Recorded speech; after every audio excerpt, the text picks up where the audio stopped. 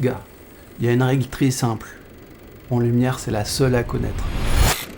Je te partage, je sais pas comment encore, mais je vais te partager l'interro que j'ai donné à mes L1, tu vois, en intensif. C'est-à-dire que grâce aux vidéos que je fais là, et quelques explications en cours quand même, bah, ils sont censés, au bout du deuxième week-end, pouvoir répondre à tout ça, quoi. Donc regarde un peu les questions, essaie de voir si toi t'arrives à répondre. Comme ça va te tester un peu, c'est marrant, on va peut-être apprendre des trucs, tu vois, c'est sympa.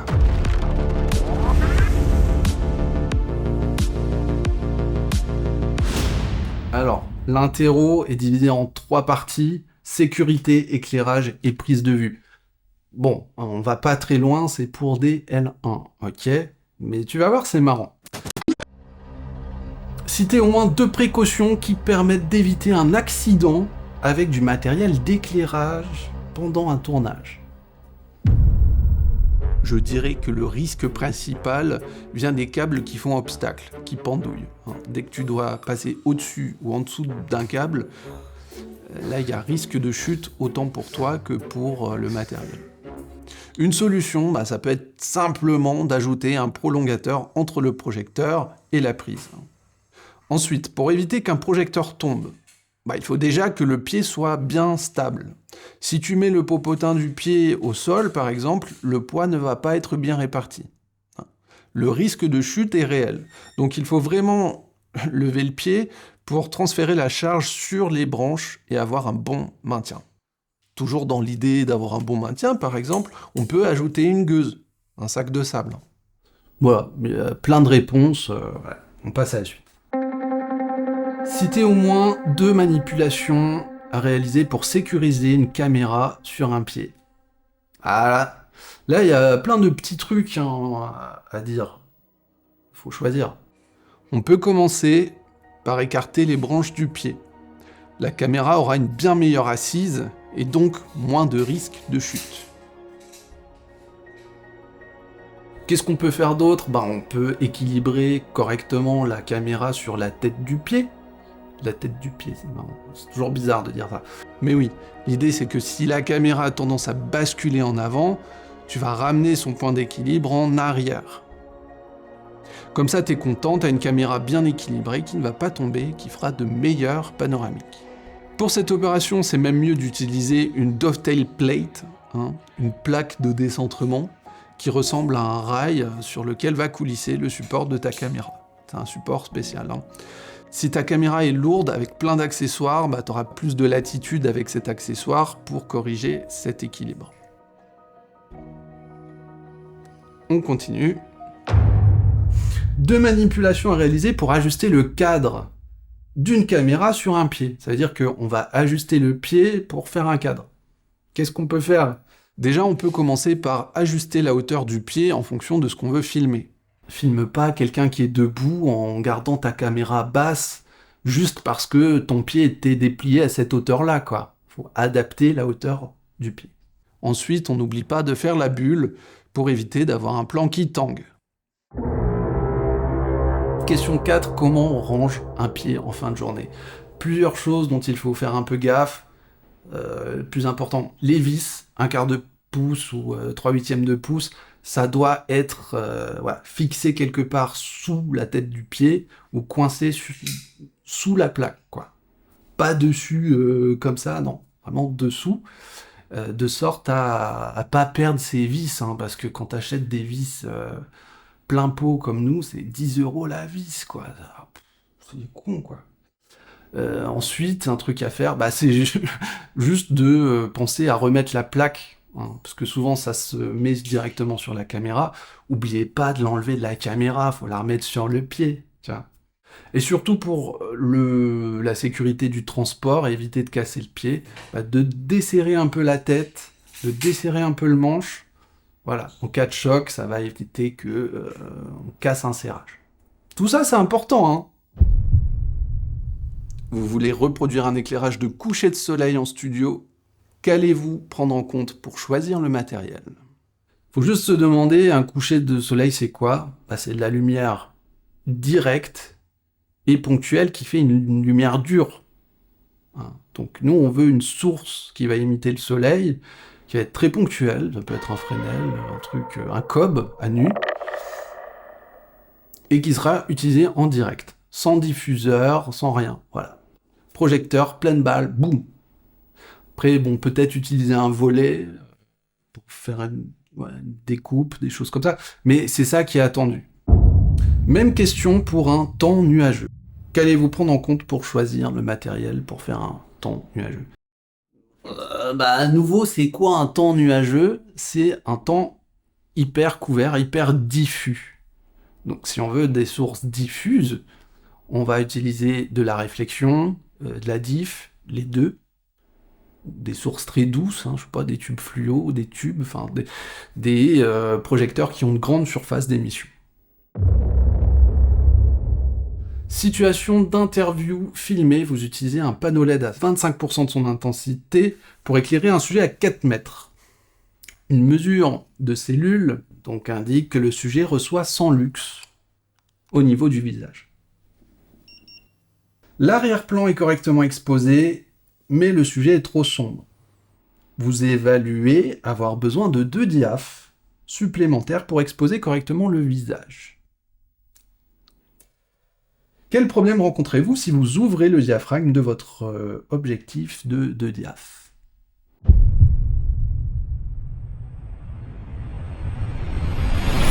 Si j'expose correctement mon sujet, je vais surexposer l'arrière-plan. C'est ça le problème.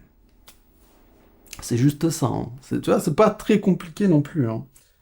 Alors, ensuite, sans toucher au réglage caméra, quel éclairement en luxe voudrait-on obtenir sur le visage pour exposer le sujet de plus de diaphes? J'ai 100 lux sur le visage, si je veux gagner l'équivalent de 2 diaphes sur moi, il faudrait que j'ai 4 fois plus de lumière, c'est-à-dire 4 fois 100 lux, donc 400 lux.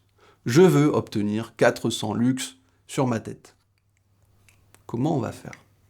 Donnez 2 méthodes d'éclairage pour y arriver en les chiffrant. Première méthode, comme notre panneau LED n'est qu'à 25% de son intensité, on peut la multiplier par 4, c'est-à-dire à 100%, pour obtenir 4 fois plus de lumière. Je vais faire le test et la mesure.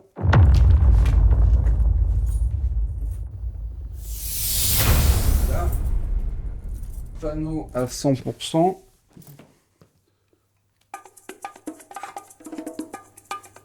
J'ai quoi là?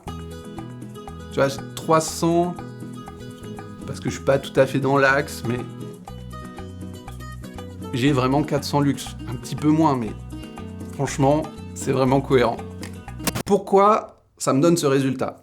Parce que l'éclairement, ça dépend de l'intensité lumineuse du projecteur qui est en candela, divisé par la distance qui sépare ce projecteur du sujet.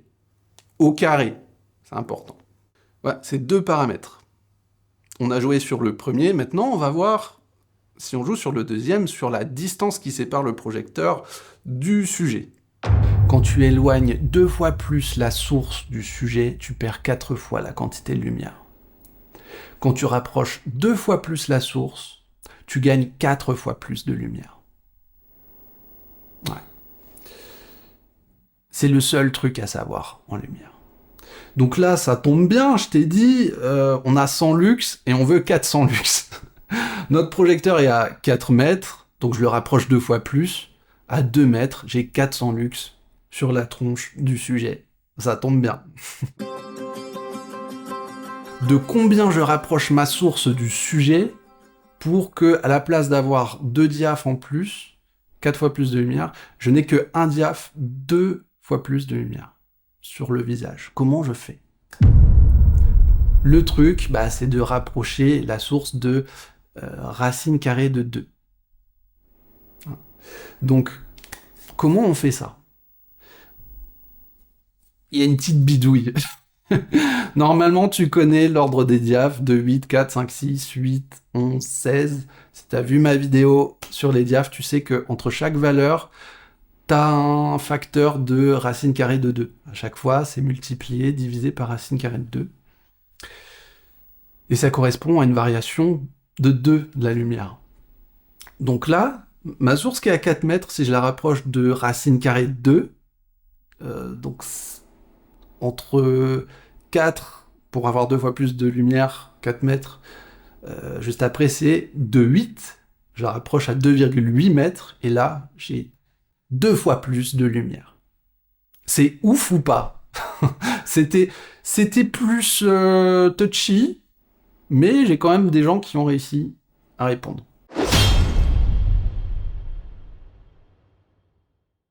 Ensuite, prise de vue, tournage en extérieur pendant la journée avec une caméra Canon C100 Mark II et un objectif Canon 24-70 mm f2.8. Je sais pas pourquoi j'ai mis des trucs aussi précis.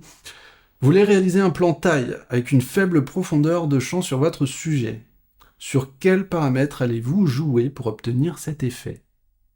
Sans chiffrer, expliquez pourquoi. Ça valait le coup de donner autant de détails. Alors,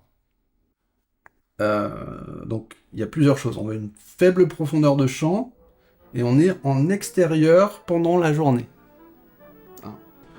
L'idée c'est au moins de dire qu'on va ouvrir le diaph au maximum, c'est-à-dire à 2,8. Sauf que comme on est en extérieur jour, y a des chances pour que ce soit surexposé à 2,8. Donc on va utiliser les filtres ND internes de la C100 Mark II. Voilà, faut avoir travaillé un peu avec la C100 Mark II, quoi. Mais voilà, c'est juste ça. Dire ça, on est en extérieur, on ouvre à 2,8, mais on compense la surexposition. Bon, franchement, c'est dur ou pas? Ça va, hein. Vous faites un suivi de personnage en caméra épaule en intérieur le long d'un couloir. Votre caméra est réglée à une cadence de 25 images par seconde, f5.6, shutter à 1/50 de seconde.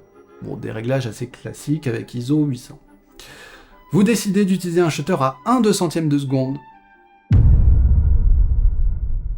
Quel effet produit ce réglage? Combien de diaph perdez-vous en changeant ces valeurs de shutter? On va déjà répondre à ça. Shutter court, saccade. C'est tout. C'est juste... Allez, hop, un point. Combien de diaph perdez-vous? Donc là, c'est un peu plus compliqué, mais ça va. On passe de 1/50 à 1/200. Donc on a divisé combien de fois par 2? 1/50 à 1/100, on a un diaph, on a divisé par 2. 1/100 à 1/200, on a encore divisé par 2. Vous avez 2 diaph. Sachant que votre objectif ouvre maximum à f4. Quelles sont les valeurs de diaph et d'ISO pour compenser cette perte d'exposition? Là, il y a un petit piège. C'est que là, on est à 5,6 en diaph. On veut ouvrir de 2 diaph. Donc 5,6 à 4, on a un diaph. 4 à 2,8, on aurait un diaph. Sauf qu'on ne peut pas ouvrir à 2,8. On a gagné un diaph en ouvrant à 4. Comment on récupère l'autre diaph? Bon, avec l'ISO, il faut le doubler. ISO 800, je le double. On arrive à 1600, bam, et là j'ai gagné un autre diaph. Voilà, c'est juste ça.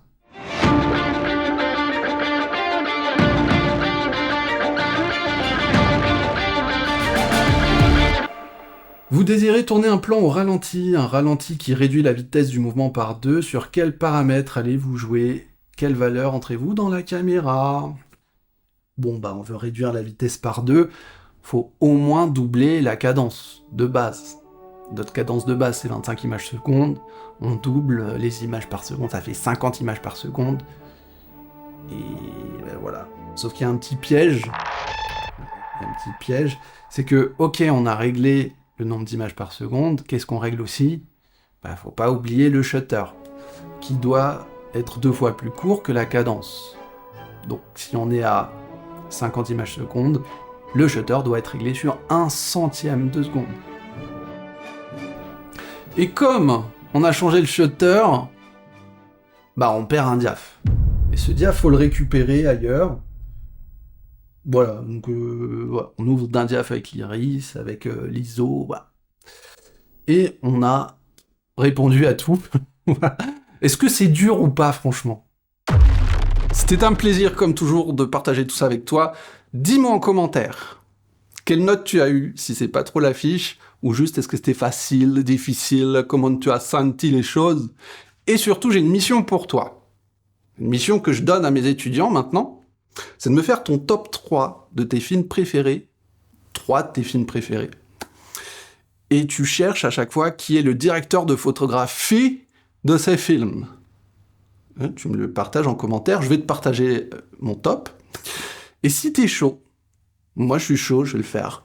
Je te mets avec quelle caméra ça a été tourné, avec quel objectif, voire même avec quelle pellicule, si c'est tourné en pellicule. Ça va être hyper intéressant. On va avoir toutes ces listes comme ça de films, d'inspiration, de caméras. J'ai hâte. Toi aussi tu as hâte, mais il faut que tu le fasses, ok ? Bon, ça fera plein de trucs à voir pendant les vacances. Sur ce, bonnes vacances. Et je te dis à bientôt dans une prochaine vidéo. Allez, ciao.